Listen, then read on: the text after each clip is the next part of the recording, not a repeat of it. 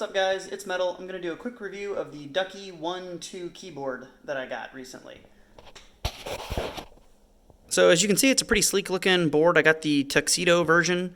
It's comes with a little USB-C cable, which plugs into the bottom right there, boom. And it's got a pretty good cable length. It's about 6 feet, so I've got it kind of wired there. It doesn't take up too much space on the desk. I went with Cherry MX Brown switches, which in my opinion are the best switches you could get. They feel the best. They have that satisfying minor clack whenever you hit the button, but not too much of a clack. And there's a little bit of a difference in the feel of this that I wanted to talk about. So my old keyboard is Corsair K95 Pro. Great keyboard. I actually really kind of feel stupid for even getting a new one because this keyboard's still so good. But what drives me nuts is this macro key section.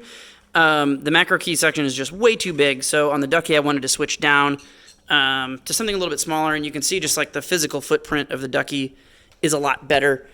So things I don't like about this keyboard, just right off the bat, if you're purchasing it. So you can see the Numlock there. It kind of looks like it's flickering, but that's just a camera. It doesn't flicker like that in real life. It's just how it's coming through.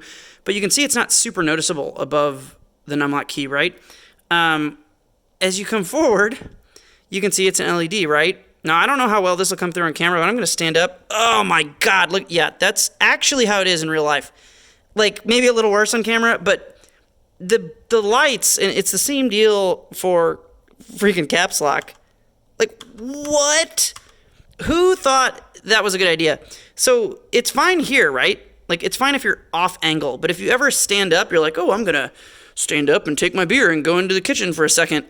You might hit the wrong angle and just like just blind yourself. So those LEDs are absurd. And I bought some LED dimming stickers that I'm gonna put over them. These were like $5 on Amazon, so no big deal.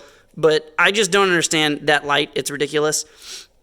And then the other thing that is weird about this, and I don't know how much of this is an issue of the new keyboard and what Ducky does versus the old keyboard and what Corsair does, but I want to pull these caps off.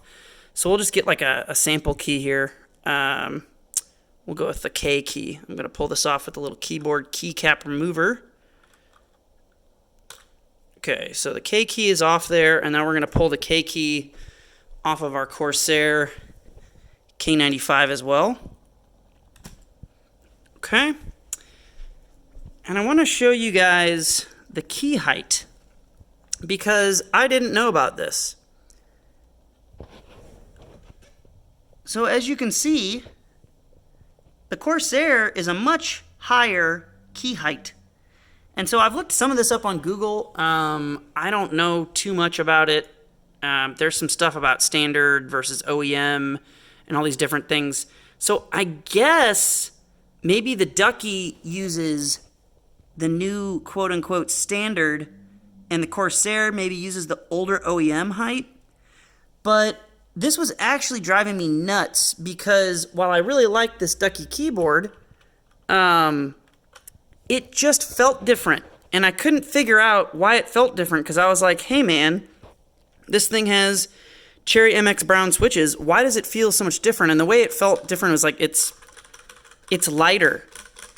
It's like a softer touch, and I think it's just that travel height, you know? It's a lot higher key on the Corsair. So I don't know, like I said, if that's something that Corsair does differently, and so I'm just used to something being higher than usual, or if it's something Ducky does, and Duckies are lower than usual. So let me know in the comments if you have experience with mechanical keyboards, because I do really like this keyboard, but I've got to say I'm a little disappointed with how different it feels, since I was expecting, since it had the same MX Brown switches, it would feel identical, and it doesn't. It doesn't feel bad, but I'm used to the taller keys, so it's kind of it's a little disappointing.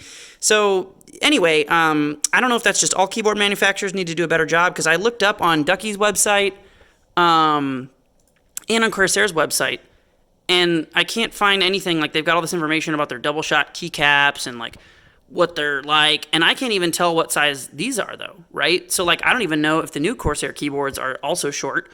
I can't tell what height the old ones are, and on the Ducky website there's nothing about this keyboard's cap size. So I don't know how you figure that out, but at any rate, it'd be great if keyboard manufacturers gave more info. But I would say overall this keyboard is solid. I've been using it for a couple days now. It's got a really nice feel to it, really nice keys. The LED lights are stupid. I don't know why they're like that. They shouldn't be that way. But I would say this is a really solid keyboard, but it's definitely got a few flaws that you should be aware of if you're thinking about buying one. And if those things don't bother you, I think you'll be really happy. And if they do, and you know about this key height thing, let me know, because I'm curious. Peace.